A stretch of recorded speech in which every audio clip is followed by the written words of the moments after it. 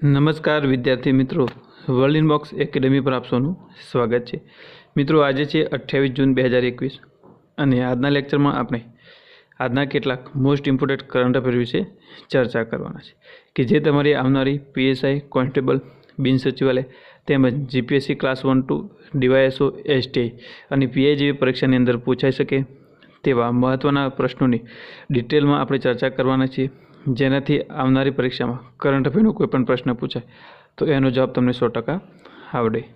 એ માટે મિત્રો આપણું લેક્ચર રેગ્યુલર ફોલો કરવાનું રાખો, કારણ કે આપણે જે કરંટમાં રહેલા પ્રશ્નો છે એની સંપૂર્ણ ડિટેલ તેમજ ફેક્ટ ડેટા અને તેને લગતા સ્ટેટિક જીકે સાથે ચર્ચા કરીએ છીએ, જેનાથી પરીક્ષામાં પ્રશ્ન પૂછાય તો એનો જવાબ તમને આવડી શકે। તેમજ મિત્રો, તમને આપણા લેક્ચર પસંદ આવે છે તો લેક્ચરને લાઇક કરો અને વધુમાં વધુ શેર કરો, જેનાથી વર્લ્ડ ઇનબોક્સના માધ્યમથી તમને દિવસભરનું મહત્ત્વનું કરંટ અફેર એ પણ બિલકુલ ફ્રીમાં મળે છે।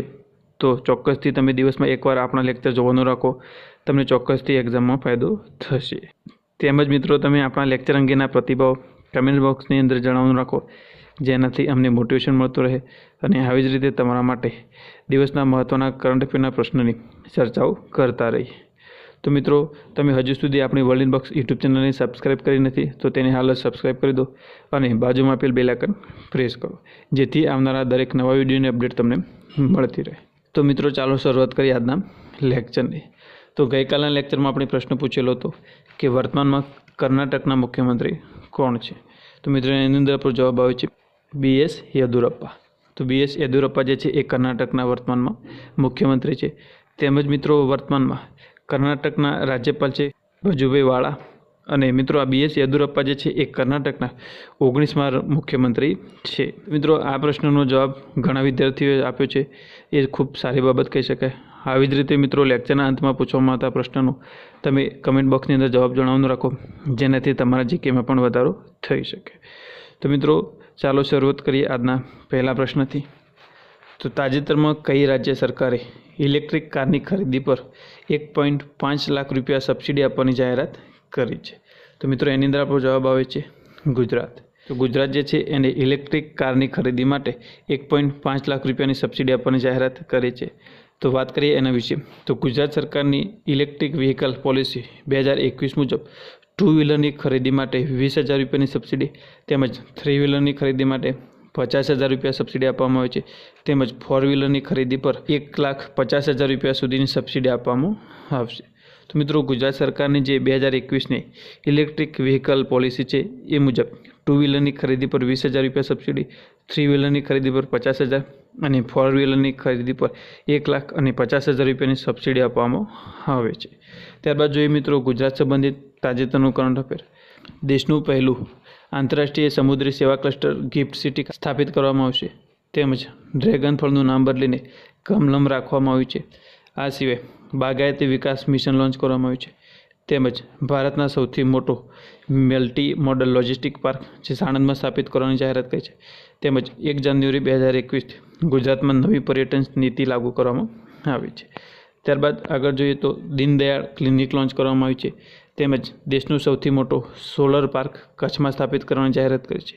મણિકરણ પાવર લિમિટેડ દ્વારા ભારતની પહેલી લિથિયમ રિફાઇનરી સ્થાપિત કરવાની જાહેરાત કરવામાં આવી છે, તેમજ PM મોદીજી દ્વારા કેવડિયામાં આરોગ્ય વનનું ઉદ્ઘાટન કરવામાં આવ્યું છે, તેમજ કિસાન સૂર્યોદય યોજના લોન્ચ કરવામાં આવી છે। આ સિવાય મુખ્યમંત્રી કિસાન સહાય યોજના લોન્ચ કરવામાં આવી છે, તેમજ વિશ્વનું પહેલું CNG પોર્ટ ટર્મિનલનું નિર્માણ ગુજરાતના ભાવનગર બંદર ખાતે કરવામાં આવશે, તેમજ ખાદી અને ગ્રામ ઉદ્યોગ મંત્રાલયનો રેશમ પ્રસંસ્કરણ પ્લાન્ટ ગુજરાતના સુરેન્દ્રનગરમાં સ્થાપિત કરવામાં આવશે, તેમજ PM મોદીજી દ્વારા અમદાવાદમાં દેશનું સૌથી મોટું હૃદયરોગ હોસ્પિટલનું ઉદ્ઘાટન કરવામાં આવ્યું છે, તેમજ બાળકીઓના કલ્યાણ માટે વહાલી દીકરી નામની યોજના લોન્ચ કરવામાં આવી છે। તો મિત્રો, આ હતા ગુજરાત સંબંધિત કેટલા તાજેતરના કરંટ અફેર કે જે તમારી આવનારી પરીક્ષાઓ માટે ખૂબ જ મહત્ત્વના છે। ત્યારબાદ જોઈએ આપણે ગુજરાતનું સ્ટેટિક જીકે। તો ગુજરાતની સ્થાપના 1 મે 1960ના રોજ થઈ હતી। કેપિટલ ગાંધીનગર છે। ગુજરાતના મુખ્યમંત્રી વિજયભાઈ રૂપાણી છે અને રાજ્યપાલ છે આચાર્ય દેવવ્રત, તેમજ ગુજરાતની હાઈકોર્ટના મુખ્ય ન્યાયાધીશ છે વિક્રમનાથ, અને ગુજરાતની મિત્રો 3 રાજ્યોની સીમાઓ સ્પર્શે છે, જેમાં એક રાજસ્થાન, બીજું મધ્યપ્રદેશ અને ત્રીજું છે મહારાષ્ટ્ર। તેમજ મિત્રો ગુજરાતને એક પાકિસ્તાનની આંતરરાષ્ટ્રીય સીમા પણ સ્પર્શે છે. ત્યારબાદ જોઈએ મિત્રો ગુજરાતના કેટલાક મહત્ત્વના રાષ્ટ્રીય ઉદ્યાન, તો જેમાં એક છે ગીર રાષ્ટ્રીય ઉદ્યાન જે ગીર સોમનાથમાં આવેલું છે. બીજું છે Velavadar black buck national park જે ભાવનગરમાં આવેલું છે. ત્રીજું છે વાસંદા રાષ્ટ્રીય ઉદ્યાન જે નવસારીમાં આવ્યું છે. ચોથું છે સમુદ્ર રાષ્ટ્રીય ઉદ્યાન જે જામનગરમાં આવ્યું છે. ત્યારબાદ ગુજરાતના કેટલાક મહત્ત્વના અભયારણ્યમાં એક છે નારાયણ સરોવર અભયારણ્ય જે કચ્છના લખપત ખાતે આવેલું છે. બીજું છે સુરખાબનગર અભયારણ્ય જે કચ્છના રાપરમાં આવેલું છે. ત્રીજું છે કચ્છ ઘોરાડ અભયારણ્ય જે અબડાસામાં આવેલું છે. તો મિત્રો આ હતું ગુજરાતનું સ્ટેટિક જીકે જે તમારી આવનારી એક્ઝામ માટે મહત્ત્વનું છે. ત્યારબાદ જોઈએ આપણો આગળનો પ્રશ્ન, તો ભારતનું પ્રથમ રેબીઝ મુક્ત રાજ્ય કયું બને છે? તો મિત્રો એની અંદર આપણો જવાબ આવે છે ગોવા. તો ગોવા જે છે એ ભારતનું પ્રથમ રેબીઝ મુક્ત રાજ્ય બની ગયું છે. વાત કરીએ એના વિશે, તો ગોવા સમગ્ર દેશમાં રેબીઝ મુક્ત બનનાર પ્રથમ રાજ્ય બની ગયું છે. તેમજ રાજ્યમાં સંક્રમણ નિયંત્રિત અને ખતમ કરવા માટે એક કેન્દ્રીય ગ્રાન્ટના માધ્યમથી ચલાવવામાં આવી રહેલા મિશન રેબીઝ પરિયોજના ગંત આ સફળતા મેળવવામાં આવી છે. એટલે કે મિત્રો એમાં સંક્રમણ નિયંત્રિત કરવા અને એને ખતમ કરવા માટેની એક કેન્દ્રીય ગ્રાન્ટ હતી. એ અંતર્ગત રેબીઝ મુક્ત થવા ગોવાને સફળતા મળી છે. તો મિત્રો આ રેબીઝ શું છે? તો રેબીઝ જે છે એ એક હડકવાનો રોગ કહી શકાય, કારણ કે આ જે છે એ પ્રાણીઓના લાળ દ્વારા ફેલાય છે અને આ એક સંક્રમણવાળો રોગ છે. તો મિત્રો ખાસ કરીને કૂતરાના કરડવાથી આ રેબીઝ થઈ શકે છે. ત્યારબાદ જોઈએ મિત્રો ગોવાનું સ્ટેટિક જીકે, તો ગોવાની સ્થાપના 30 મે 1987માં થઈ હતી. રાજધાની પણજી છે અને વર્તમાનમાં ગોવાના રાજ્યપાલ ભગતસિંહ કોશિયારી છે કે જે વર્તમાનમાં મહારાષ્ટ્રના પણ રાજ્યપાલ છે. વર્તમાનમાં ગોવાના મુખ્યમંત્રી પ્રમોદ સાવંત છે અને ગોવા જે છે એને મહારાષ્ટ્ર અને કર્ણાટકની સરહદ સ્પર્શે છે. ત્યારબાદ જોઈએ મિત્રો ગોવાના કેટલાક રાષ્ટ્રીય ઉદ્યાન, તો જેમાં એક છે બોંડલા વન્યજીવ અભયારણ્ય, બીજું છે મોરલીમ રાષ્ટ્રીય ઉદ્યાન, ત્રીજું છે કોટેગામ વન્યજીવ અભયારણ્ય અને ચોથું છે ભગવાન મહાવીર વન્યજીવ અભયારણ્ય. મિત્રો આ હતા ગોવાના મહત્ત્વના રાષ્ટ્રીય ઉદ્યાન. ત્યારબાદ જોઈએ આગળનો પ્રશ્ન, તો તાજેતરમાં જારી સ્માર્ટ સિટી પુરસ્કાર 2020 મુજબ સમગ્ર દેશમાં પ્રથમ નંબરે કયું રાજ્ય આવ્યું છે? તો મિત્રો એની અંદર આપણો જવાબ આવશે ઉત્તર પ્રદેશ.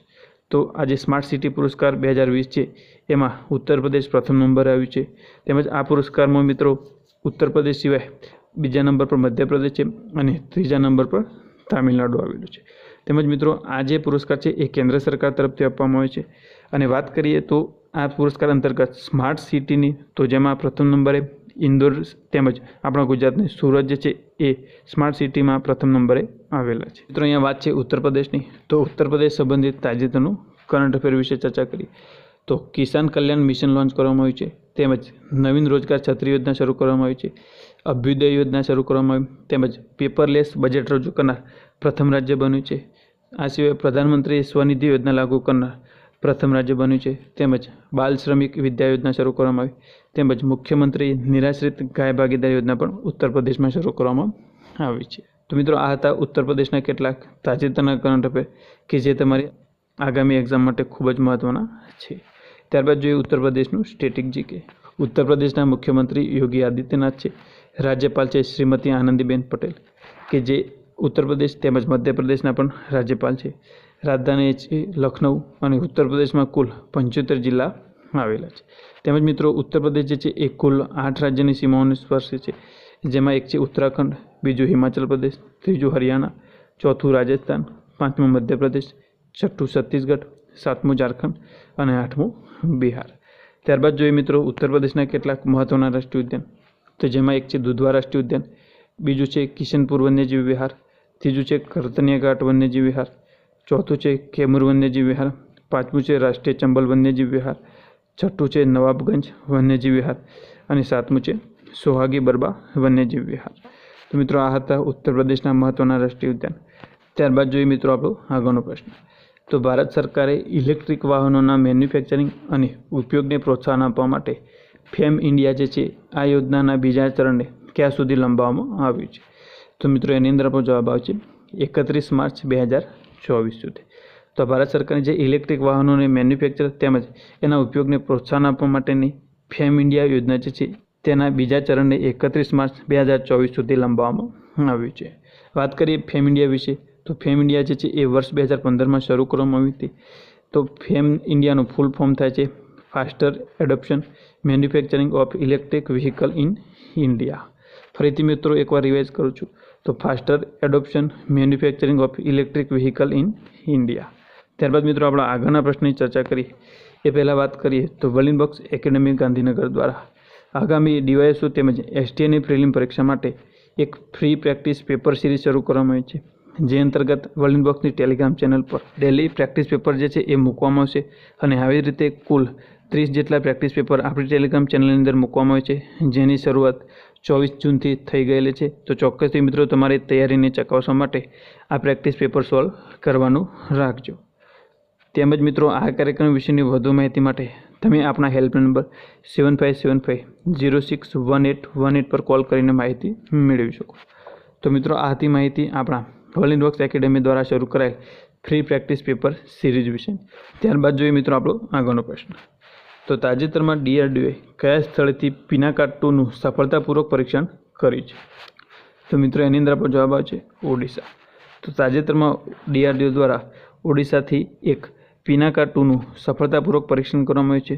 તો મિત્રો પિનાકાટ 2 શું છે તો એના વિશે વાત કરીએ તો પિનાકાટ 2 જે છે એ DRDO દ્વારા સ્વદેશ રીતે નિર્મિત એક મલ્ટી બેરલ રોકેટ સિસ્ટમ છે અને જેનું આજે બીજું સંસ્કરણ છે એ પિનાકાટ 2. એની રેન્જ છે 40થી 45 કિલોમીટર. તો મિત્રો DRDO દ્વારા એક મલ્ટી બેરલ રોકેટ સિસ્ટમ વિકસાવવામાં આવી છે અને એ પણ સંપૂર્ણ રીતે સ્વદેશી રીતે. તેમજ આજે પિનાકાટ 2 એની રેન્જ છે 40થી 45 કિલોમીટર. તો મિત્રો DRDO જે છે એ GPSCમાં વારંવાર DRDOમાંથી એકાદ પ્રશ્ન આવતો જ હોય છે. તો DRDOનો પ્રશ્ન તમારા માટે આગામી પરીક્ષા માટે ખૂબ જ મહત્ત્વનો થઈ શકે છે. તો આ જે પ્રશ્ન છે એને તમે નોટ ડાઉન કરી શકો છો. તેમજ મિત્રો DRDO આપેલા નિર્ભય નામની એક સબસોનિક ક્રૂઝ મિસાઇલનું પરીક્ષણ પણ ઓડિશાના ચાંદીપુર ખાતેથી કરેલું હતું. આ પણ પ્રશ્ન તમારા માટે મહત્ત્વનો છે. તો મિત્રો અહીંયા વાત છે DRDOની. તો DRDO વિશેની થોડીક માહિતી મેળવી લઈએ. તો DRDOનું ફૂલ ફોર્મ થાય છે defence research and development organisation, જેની સ્થાપના 1958માં થઈ હતી. મુખ્ય મથક DRDO ભવન નામથી દિલ્હીમાં આવેલું છે. તેમજ અધ્યક્ષ છે G. સતીશ રેડ્ડી.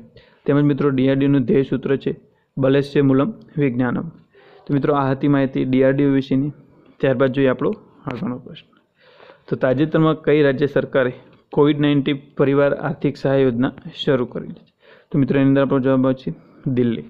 તો દિલ્હી સરકાર દ્વારા COVID-19 પરિવાર આર્થિક સહાય યોજના શરૂ કરવામાં આવી છે. આ યોજના અંતર્ગત દિલ્હી સરકાર જે છે પરિવારનો સભ્ય ગુમાવનાર બધા પરિવારને 50,000 રૂપિયાની આર્થિક સહાય કરશે. તેમજ મિત્રો પરિવારના એકમાત્ર કમાણી કરતા સભ્યનું કોરોનાથી મૃત્યુ થયું છે એવા બધા પરિવારને દર મહિને 2500 રૂપિયાની આર્થિક સહાય આપવામાં આવશે.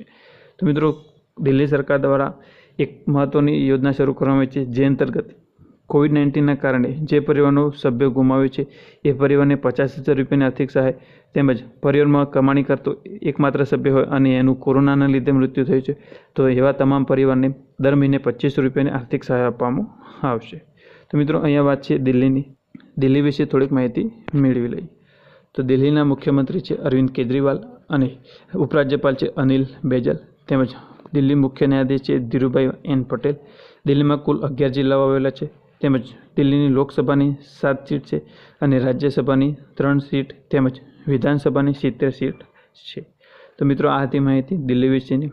ત્યારબાદ જોઈએ આપણો આગળનો પ્રશ્ન. તો તાજેતરમાં માઇક્રોસોફ્ટે કયું વિન્ડો લોન્ચ કર્યું છે? તો મિત્રો એની અંદર આપણો જવાબ આવે છે વિન્ડો 11. તો માઇક્રોસોફ્ટ દ્વારા વિન્ડો 11 લોન્ચ કરવામાં આવ્યું છે અને વિન્ડો 11 જે છે એ વિન્ડોઝની નવી જનરેશન છે. તેમજ આ પહેલાં માઇક્રોસોફ્ટે વિન્ડો 10 જે છે એ 2015માં લોન્ચ કર્યું હતું. તો મિત્રો અહીંયા વાત છે માઇક્રોસોફ્ટ વિશેની. તો એના વિશે થોડીક માહિતી મેળવી લઈએ. માઇક્રોસોફ્ટની સ્થાપના 1975માં થઈ હતી, જેના સ્થાપક બિલ ગેટ્સ અને પોલ એલન છે. તેમજ માઇક્રોસોફ્ટનું મુખ્ય મથક વોશિંગ્ટન DC ખાતે આવેલું છે. વાત કરીએ મિત્રો માઇક્રોસોફ્ટના CEO તો જે છે સત્યા નડેલા. મિત્રો સત્યા નડેલા જે છે એ માઇક્રોસોફ્ટના CEO હતા, પરંતુ એમનું પ્રમોશન થયું છે અને તેમને માઇક્રોસોફ્ટના ચેરમેન પણ બનાવવામાં આવ્યા છે. તો મિત્રો આ હતી માહિતી માઇક્રોસોફ્ટ વિશેની. ત્યારબાદ જોઈએ આગળનો પ્રશ્ન. તો તાજેતરમાં રાષ્ટ્રીય કૌશલ વિકાસ નિગમ કોના સાથે મળીને digital skill champion programme launch કર્યો છે? તો મિત્રો એની અંદર આપણો જવાબ આવે છે વોટ્સએપ. તો રાષ્ટ્રીય કૌશલ વિકાસ નિગમ જે છે એને વોટ્સએપ સાથે મળીને digital skill champion programme launch કર્યો છે. આ પ્રોગ્રામનો ઉદ્દેશ છે કે ભારતના યુવાનોને ડિજિટલ કૌશલ પર પ્રશિક્ષિત કરવા તેમજ જેનાથી પ્રશિક્ષણ મેળવ્યા બાદ તે સ્વરોજગારી મેળવી શકશે। તો મિત્રો અહીંયા વાત છે વોટ્સએપની। તો વોટ્સએપ વિશે થોડીક માહિતી મેળવી લઈએ। તો વોટ્સએપની સ્થાપના વર્ષ 2009માં થઈ હતી, જેના સ્થાપક છે જ્હોન કોમ અને બ્રાયન એક્ટન। તેમજ મિત્રો વોટ્સએપનું મુખ્ય મથક કેલિફોર્નિયા ખાતે આવેલું છે। આ સિવાય મિત્રો વાત કરીએ તો વોટ્સએપ જે છે એને ભારતની અંદર પોતાના ફરિયાદ અધિકારી તરીકે પરેશ બિલાલની નિમણૂક કરેલી છે। તો મિત્રો આ હતી માહિતી વોટ્સએપ વિશેની। ત્યારબાદ મિત્રો આગળના પ્રશ્નની ચર્ચા કરીએ એ પહેલાં વાત કરીએ તો વર્લ્ડ ઇનબોક્સ એકેડમી દ્વારા ડીવાયએસઓ તેમજ એસટીઆઈની પ્રિલિમ પરીક્ષા માટે એક મોક ટેસ્ટનું આયોજન કરવામાં આવ્યું છે, જેમાં સંપૂર્ણ અભ્યાસક્રમને આવરી લેતા આદર્શ પ્રશ્નપત્રો તેમજ જીપીએસસીના વર્તમાન ટ્રેન્ડ તથા પ્રશ્નોના સ્તરને અનુરૂપ તૈયાર કરાયેલા પ્રશ્નપત્રો તેમજ મિત્રો આ પ્રશ્નપત્રો જે છે એ તમે ઘરે બેઠા ઓનલાઈન ડાઉનલોડ કરી શકો છો, તેમજ આની હાર્ડ કોપી તમે કુરિયર દ્વારા પણ મેળવી શકો છો। તો મિત્રો આ કાર્યક્રમ જે છે એના રજિસ્ટ્રેશન માટે તમે આપણા હેલ્પલાઇન નંબર 7575060404 પર કોલ કરી અને રજિસ્ટ્રેશન કરાવી શકો છો, જેની ફી માત્ર 500 રૂપિયા છે। તો ચોક્કસથી મિત્રો તમારી તૈયારીને ચકાસવા માટે આ મોક ટેસ્ટ છે એ તમે રજિસ્ટ્રેશન કરાવી શકો છો। ત્યારબાદ જોઈએ મિત્રો આપણો આગળનો પ્રશ્ન। તો તાજેતરમાં મેગ્ના ફિનકોર્પ સમૂહના નવા CEO કોણ બન્યા છે? તો મિત્રો એની અંદર જવાબ આવે છે વિજય દેશવાલ। તો વિજય દેશવાલ જે છે એ મેગ્ના ફિનકોર્પ સમૂહના નવા CEO બન્યા છે। ત્યારબાદ જોઈએ મિત્રો આગળનો પ્રશ્ન। તાજેતરમાં શિવનનું નિધન થયું છે, તો આ શિવન જે છે એ કોણ હતા? તો મિત્રો એની અંદર જવાબ આવે છે શિવન જે છે એ એક સિનેમેટોગ્રાફર હતા, તેમનું તાજેતરમાં નિધન થયું છે। ત્યારબાદ જોઈએ મિત્રો આગળનો પ્રશ્ન। તો તાજેતરમાં કોણે EPGS નામનું પ્રૌદ્યોગિકી પ્લેટફોર્મ લોન્ચ કર્યું છે? તો એની અંદર આપણો જવાબ આવે છે LIC। તો LIC દ્વારા EPGS નામનું એક પ્રૌદ્યોગિક પ્લેટફોર્મ લોન્ચ કરવામાં આવ્યું છે। ત્યારબાદ જોઈએ આપણો નેક્સ્ટ પ્રશ્ન। તો દેશના નવા સેન્ટ્રલ વિજિલન્સ કમિશનર કોણ બન્યા છે? તો મિત્રો એની અંદર આપણો જવાબ આવે છે સુરેશ એન પટેલ। તો સુરેશ એન પટેલ જે છે એ સેન્ટ્રલ વિજિલન્સ કમિશનર બન્યા છે। ત્યારબાદ જોઈએ આપણો આગળનો પ્રશ્ન। તો આસામની રાજધાની કઈ છે? તો મિત્રો આ જે પ્રશ્ન છે એનો જવાબ તમારે કમેન્ટ બોક્સની અંદર જણાવવાનો છે, અને આના સાચા જવાબની ચર્ચા આપણે આપણા નેક્સ્ટ લેક્ચરમાં કરીશું। તો મિત્રો ચોક્કસથી તમારો જવાબ કમેન્ટ બોક્સની અંદર જણાવવાનું રાખો, જેનાથી તમારા જીકેમાં પણ વધારો થઈ શકે। તો મિત્રો આ સાથે જ આપણે આજના કેટલાક મોસ્ટ ઇમ્પોર્ટન્ટ પ્રશ્નોની પરીક્ષાલક્ષી ચર્ચા કરી છે, જેનાથી મિત્રો હું તમને ખાતરી આપું છું કે આવનારી કોઈપણ પરીક્ષામાં કરંટ અફેરનો પ્રશ્ન પૂછાશે તો તેનો જવાબ તમને 100% આવડશે। એ માટે મિત્રો આપણા લેક્ચર જે છે એને તમે રેગ્યુલર ફોલો કરવાનું રાખો, તો તમને ચોક્કસથી આવનારી એક્ઝામમાં ફાયદો થઈ શકશે। મિત્રો આપણે જે છે આપણા લેક્ચરમાં ચર્ચામાં રહેલા મોસ્ટ ઇમ્પોર્ટન્ટ પ્રશ્નો કે જે પરીક્ષાની અંદર પૂછાઈ શકે છે એ જ લેવામાં આવે છે, અને એને લગતી જે ઇન્ફોર્મેશન હોય એ કવર કરવામાં આવે છે, જેનાથી તમારો આવનારી પરીક્ષામાં કરંટ અફેરના દરેક પ્રશ્ન છે એનો જવાબ તમને 100% આવડશે। તો મિત્રો તમને આપણો લેક્ચર પસંદ આવે છે તો લેક્ચરને વધુમાં વધુ શેર કરો, જેનાથી આ લેક્ચરનો લાભ દરેક વિદ્યાર્થી સુધી પહોંચે અને એમને પણ પરીક્ષામાં ફાયદો થઈ શકે। તેમજ મિત્રો લેક્ચર અંગેના તમારા પ્રતિભાવો તમે કમેન્ટ બોક્સની અંદર જણાવવાનું રાખો, જેનાથી અમને મોટિવેશન મળતું રહે, અને આવી જ રીતે દરરોજ કરંટ અફેરના જે મોસ્ટ ઇમ્પોર્ટન્ટ પ્રશ્નો છે એની આપણે પરીક્ષાલક્ષી તેમજ ડિટેલમાં ચર્ચા કરીએ, જેનાથી તમારી એક્ઝામમાં પણ તમને ફાયદો થઈ શકે। તેમજ મિત્રો તમે હજુ સુધી આપણી વર્લ્ડ ઇનબોક્સ યુટ્યુબ ચેનલને સબસ્ક્રાઈબ કરી નથી તો તેને હાલ જ સબસ્ક્રાઈબ કરી દો અને બાજુમાં આપેલ બેલ આઇકન પ્રેસ કરો, જેથી આવનારા દરેક નવા વિડીયોની અપડેટ તમને મળતી રહે। તેમજ મિત્રો તમે વર્લ્ડ ઇનબોક્સની વિવિધ સોશિયલ મીડિયા પર પણ ફોલો કરી શકો છો। આ સિવાય વર્લ્ડ ઇનબોક્સ દ્વારા ચલાવવામાં આવતા વિવિધ સ્પર્ધાત્મક પરીક્ષાનો કોર્સને પરચેસ કરવા તેમજ કોર્સ વિશેની માહિતી માટે તમે આપણા હેલ્પલાઇન નંબર 8238238787 પર કોલ કરીને માહિતી મેળવી શકો છો। તો મિત્રો આ સાથે જ લેક્ચરને અંત સુધી જોવા માટે આપનો આભાર। ફરીથી મળીએ નેક્સ્ટ લેક્ચર।